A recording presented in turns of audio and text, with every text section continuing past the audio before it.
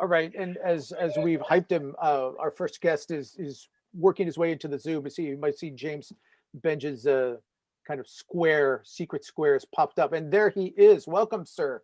James Benge from Football.London is joining us here on Saved by the Bellerin. Welcome to the show. Hi, thank you. It's thank you so much for inviting me on, and feels like timing is just about right. We've got to an exciting stage in this exhausting day, but things have quietened down over the last hour or so, and I'm sure we'll be picking back up in the next few hours. It's been a crazy day already, and one I maybe didn't see being quite as busy as it has been.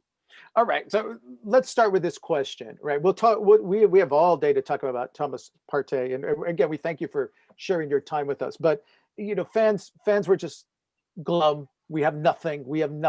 Now, word that Partey is here. It seems like everybody kind of danced around for a second. Now they're moving on. Like, who else? Is there any indication that Arsenal has another rabbit to pull out of the hat today? Have you heard anything at all? I've not got that indication. I think there is, and I'm not ruling anything out, and there may be younger players coming in. I've seen some reports about an under-23 striker, but I don't know that nothing will happen, but I've not heard of anything that might.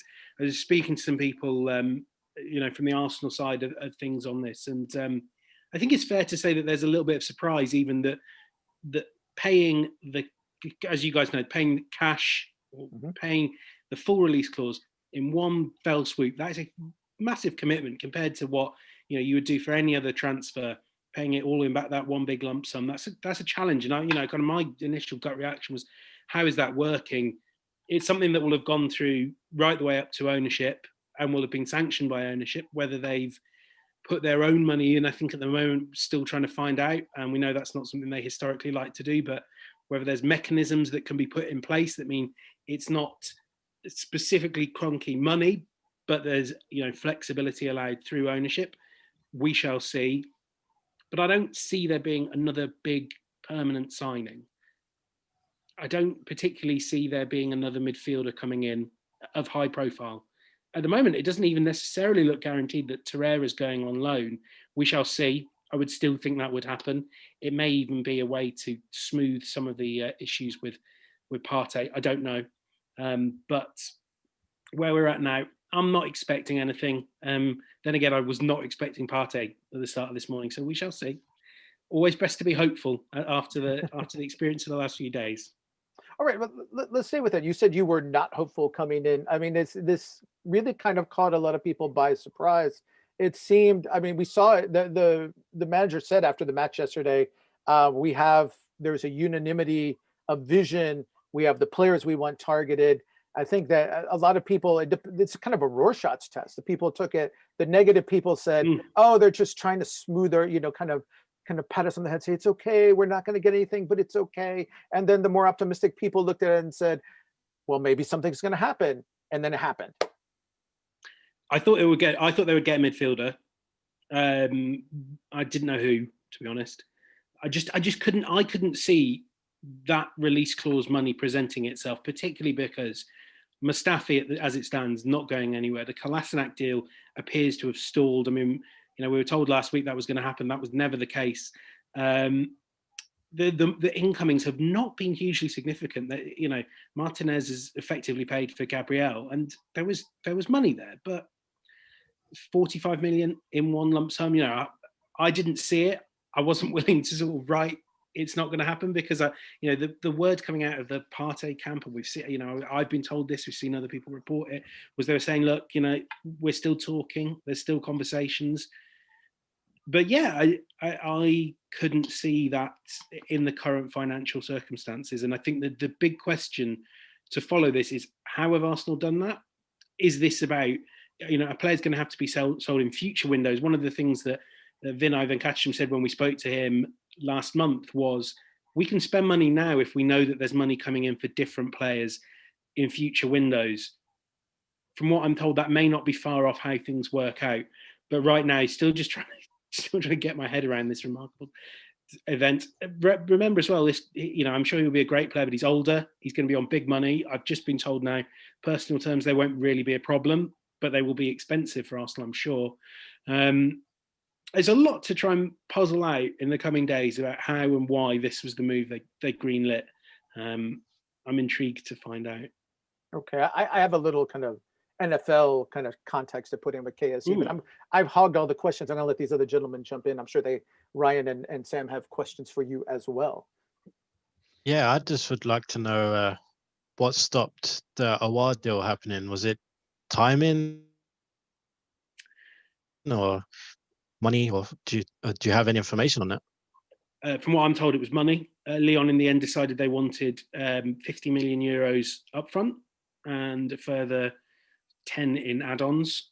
Jesus. And Arsenal didn't quite go there, and then Lyon opted to pull the plug. That's kind of how I heard it worked out. Obviously, you know, what I was told was that Arsenal were willing to go to 40 million euros plus 10 in add-ons. I've since heard that some of those add-ons may not have been entirely feasible and entirely suiting Lyon. You know, we can offer 10 million in add-ons, but if it's all for Arsenal winning the Premier League, then Lyon are entitled to look at that a bit sceptically. And I think almost the most surprising bit of this was that broadly, Jean-Michel Aulas kept to his word. He set a deadline. That deadline Arsenal didn't reach that deadline. And this is me speculating. I wonder if Arsenal thought that they could take this right to the wire, and Lyon just decided, no, it's not worth it. And then obviously Aouar wasn't willing to force his way out. Partey's not forcing his way out, but they always knew there was interest from Partey. So I think what it does come down to is about 10 million euros, and we can speculate. Well, I'm sure we will speculate over the coming years whether that was the right decision. But yeah, it's pretty much about 10 million that swung it. James, with the potential of Partey coming in, do you see Arteta changing his current formation away from the 3-4-3? And if so, what do you think would be most likely? I think he wants to change it. From what I was told before the restart, his view was Arsenal playing a 4-3-3, 4-2-3-1. And then obviously that changed. The question is, how much is this a function of the players that he has? And I think it's pretty clear that, you know, even in the last couple of games, when he has Gabriel in that defence, he feels a lot more comfortable allowing it to function as a 4 more frequently. And Arsenal have defended quite a lot as a back 4 in those last 2 games. If we assume that the 3 will be Xhaka, Ceballos and Partey, my view would be that you have Xhaka sitting deep, and actually that Partey may well end up being more advanced than we think a player like him would be. Arsenal's view was they wanted a dynamic presence. That was the one word I heard early on, you know, after the January window. Someone that could bring verticality, box to box. You know, we think of Partey some people think of Partey as a defensive midfielder, a tough tackler. I'm sure he could do that if he was asked to, but, you know, people that know him better than me say there's much more to his game than that. So I think we may see a return to a 4-3-3 with Xhaka dropping deep. But, you know, this is Arteta. He's going to flex his tactics. He's going to play a back 3 in some games, because that Tierney, Maitland-Niles, Aubameyang, or Saka maybe instead of Maitland-Niles, that left wing is phenomenal. It's a real joy to watch. So I think we might see a switch of a base formation, but, you know, Arteta continually surprises me. And I asked him on Thursday about formations, and he wouldn't give me an answer, which I suspect is probably aimed at making sure the rest of the Premier League don't get that answer as well. Yeah, just going back to interest in our players, do you know if anyone else is close to leaving, or maybe like a Sokratis or someone? Sokratis, the trail seems to have gone cold. I spoke to people close to Mustafi about an hour and a half ago. There was nothing imminent then. That could change. Same with Kolasinac. Nothing imminent. Again, there's Leverkusen have had talks, but it doesn't sound like they're going to progress that. We shall see. But there's not a huge amount of money coming in. Saliba may well go out on loan. Reece Nelson, not so sure now. He got a hamstring injury. He was at Colney today, but just for training. I'm still trying to find out about that one. But looks like there may not be that many outgoings at all. Okay. Obviously, we saw Aubameyang move to the middle in the game against Sheffield United. For me personally, I think that was a big plus, because it asks a lot more questions than what Lacazette does of a front of a forward to the opposition's defence. Could we potentially see a market develop for Lacazette today, or do you think if that was the case, would that have happened already? I think it would have happened already. I can't predict the future, but I know there hasn't been any market for him at all this window. Not even many conversations. Maybe the odd thing that I'm not aware of that happened informally, but no offers, no nothing. I think he's not pushed to leave, and equally Arsenal aren't pushing him out the door because partly, I suppose, because they don't think the market's there. I agree with you that I was really impressed with Aubameyang through the middle. I've never been someone that believes that has to be where he plays, but I certainly think one of the things that has been really interesting this week has been seeing Pepe play out on the left, and then Willian move into a number 10 role when Pepe came on yesterday. Both of those, again, it's about there's so many versatile options, and if I can go into the realms of opinion, I will be looking at building a front four, and my top three top priorities would be Pepe, Saka, and Aubameyang, with Aubameyang 1, Saka 2, if you know what I mean. And then I just don't know where you fit Lacazette into that. So I think the thing to bear in mind with this market where we are now is was less than 3 months until the window opens again. So you can kind of bide your time. You're not making huge financial commitments to these players, and the market may well move on a bit more. Who knows where we'll be with coronavirus? But I don't see Lacazette going. I live to be proven wrong, but there's nothing I've heard about that over the next few hours. And also, just to follow on with Lacazette, do you feel that Arsenal potentially could offer him a new contract? Because I believe he's got, 2 years left? 2 years left. Arteta said last month that there was no talks underway. If they do offer him a contract, from what I've heard, it would be one to protect value more than to build around for the long term. So a 1 year or a 2 year extension. Now, they're the hardest ones to get players to sign, because you're effectively saying to the player, you're not part of our long-term plans, but we need you to hang around so that we don't get fleeced in the market. So that would be that's from what I've heard would be more likely than offering him a major long-term deal. It's interesting that the strikers they looked at, Edouard is the main one, Patson Daka at RB Salzburg, and then before he went to Lille, Jonathan David. They always struck me, and I don't know what your opinion is on this, that they were more projects that might not be ready to succeed. They may well have had to have succeeded Lacazette this season, but they might not have been ready. So I'd keep an eye on every Red Bull Salzburg game, because I know Arsenal will be. Daka's an interesting one, Edouard as well, particularly because I was so pleased with how Tierney settled into the English game. There's plans afoot. It's a really tough one to read, kind of what will end up happening with Lacazette in the number 9 position. Yeah, I was just going to ask about Gabriel Martinelli. Is there any indication of when he'll be back? Because I know I'm one that misses him on the left wing. Miss him a lot. It's still the same timeline, so somewhere between late this year and early next. He's recovering pretty well from what I've heard. It's all going to schedule. Now, obviously, Arsenal fans, you'd want it to be ahead of schedule, but yeah, it's on course for that. It's a really bad injury. But from what I've heard, there have not been any complications or setbacks. There's still a way to go in his recovery. But yeah, and I'd be really interested to see, could he be the centre forward? I'd love the idea of playing him at centre forward. He's so good in the air for someone so short. And he and Aubameyang, you could almost have them dovetailing, and one takes that role for 1 minute and one another. He's fantastic. Sorry, I just that's okay. We all agree with you. He's fantastic. James, let's stay with that. Did they ever disclose he tore a ligament? Is that what the injury? I believe so. Yeah. Okay. It's bad injury. People coming in. James Benge from Football.London is with us. Gentlemen, continue. I've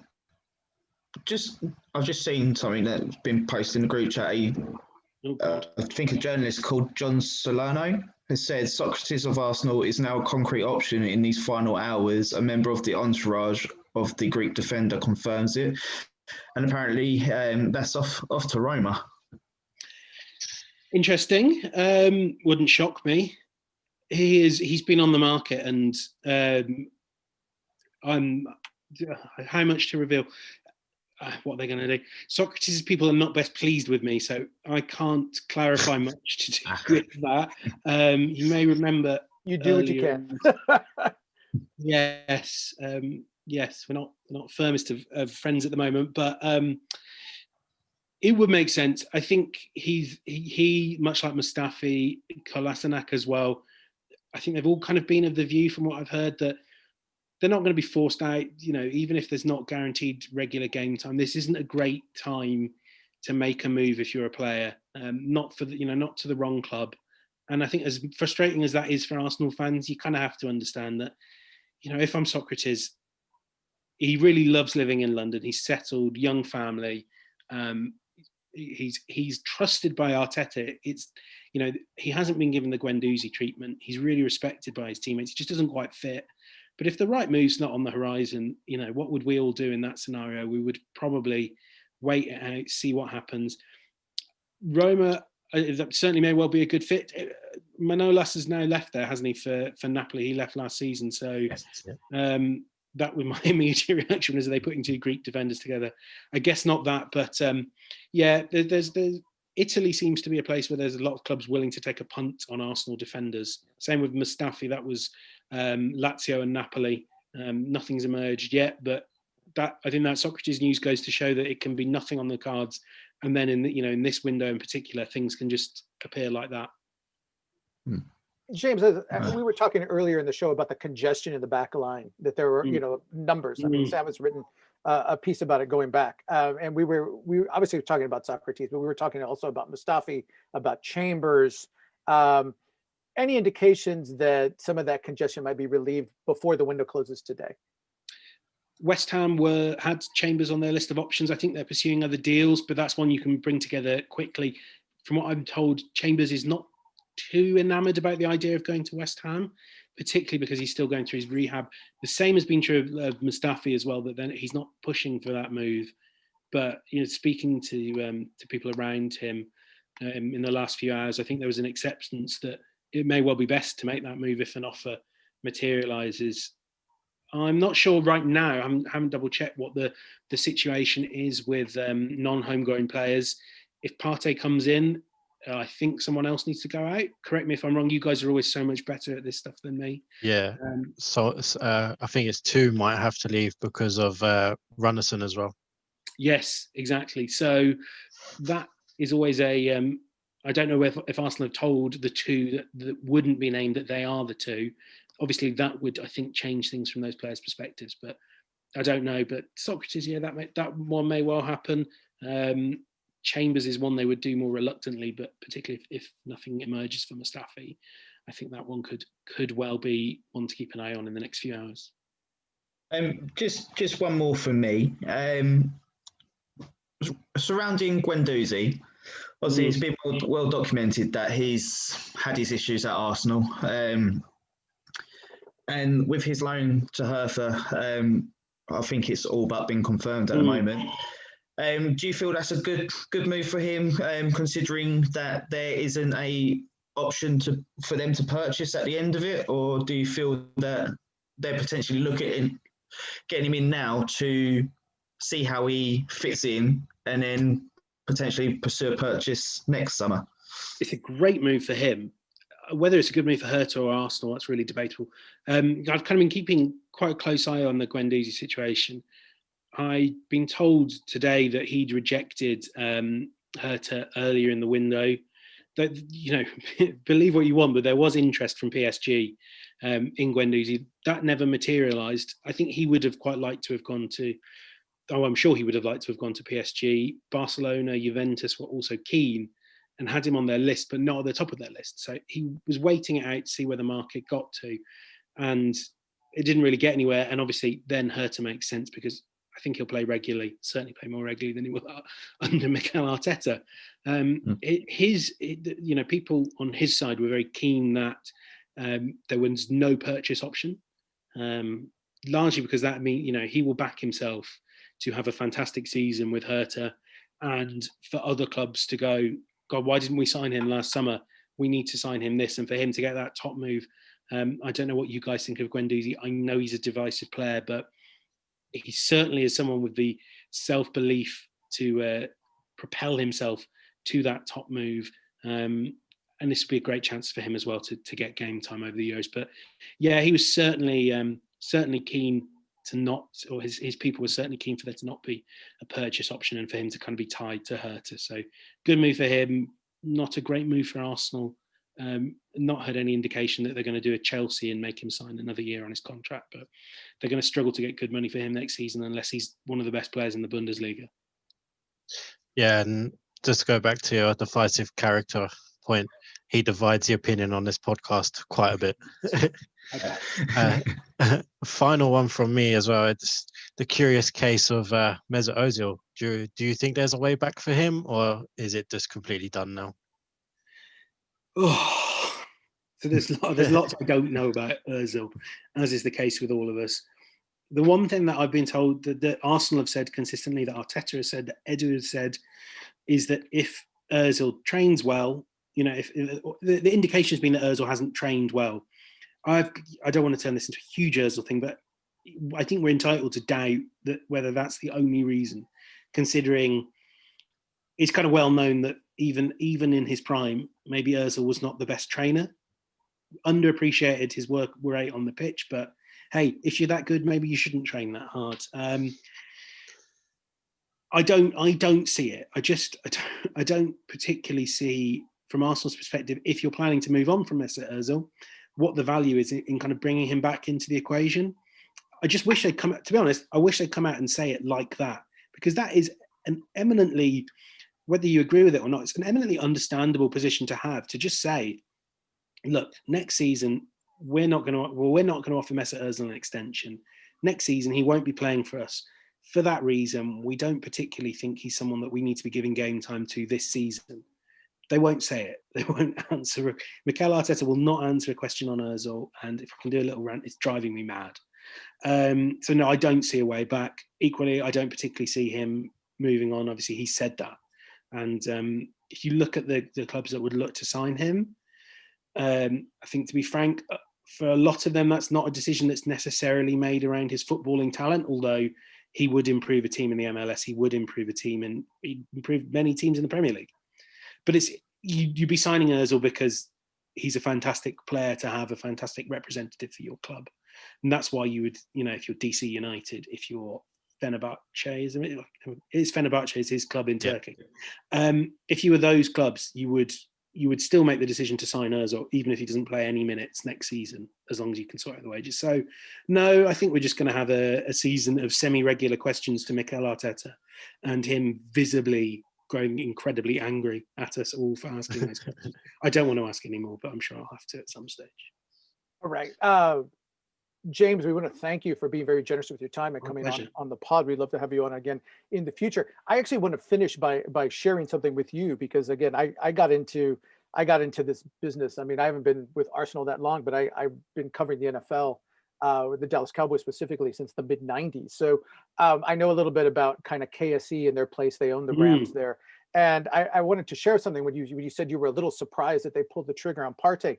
I'm kind of not. I am and I'm not, because as you know, they have a young manager or general head coach there, McVay, Sean McVay, who's been there. This is now year 4 of his project. So he's kind of Arteta before Arteta.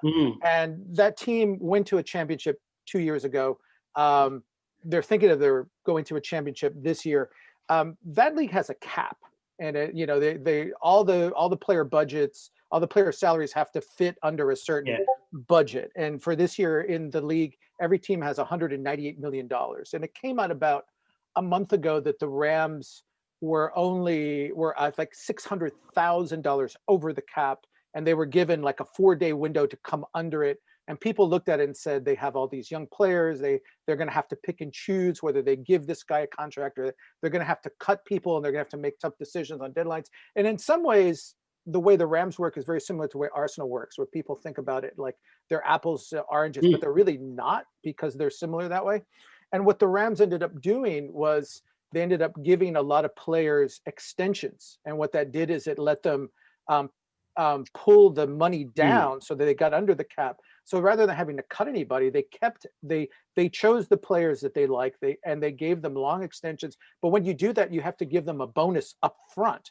So what the Rams did was they ended up injecting tens of millions of dollars in just upfront money. So when you kind of look at what, when I saw that, I said, they've said for a million, we love Mikel. I said, they're doing it with this manager. They're not going to please one and neglect the other one. And so KSC opened a $5 billion stadium. They can't put anybody in it because of COVID. California lost. So, they showed then they've got money, they have intent. And so to me, I was expecting some show today of intent. I didn't know who it was going to be. I thought it was going to be Aouar, but I figured when that went south, it seemed as going south. I looked at Partey and I just looked at the clock. I said, something's got to happen. And here it is. So again, I think they're showing, they're willing, KSC is willing to bite the bullet. They know COVID's hurting everybody, but this is the Arsenal half of a consistent play, if you will.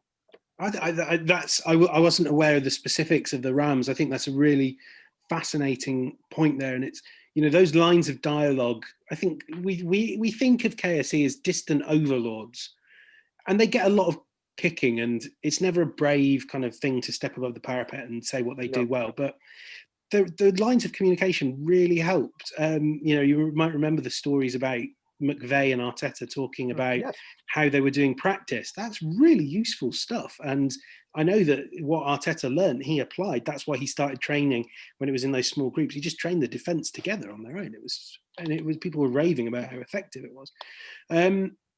I've been lucky enough to speak to Josh before, back on the US tour last year. And I think the one thing that kind of comes through from that is you might not agree with their general view that they don't want to be a Roman Abramovich style. We will cut you loads of checks all the time, or